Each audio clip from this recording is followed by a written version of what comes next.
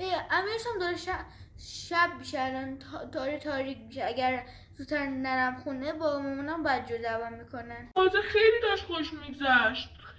حالا نمیشه به مامانت بگی که امشب هم بمونید پیش ما؟ فکر خوبیه، الان میرم به مامانم زنگ میزنم.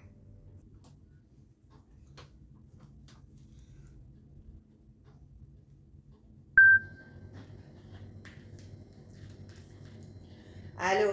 سلام مامان، خوبی؟ امیرسام خب میگه که امشب شب بمونم پیشش. خب باشه، مشکل نداره. اگر مامان باباش راضی‌ان میخوای بمونی بمون.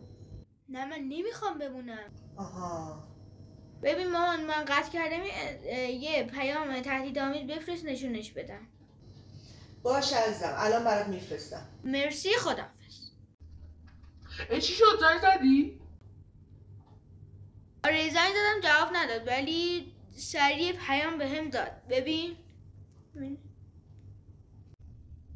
وای کاش میشد میموندی دفعه بعد، ولی بمون. آره کاش میموندم، ولی دیگه نمیشه دیگه، مامانم نمیشه.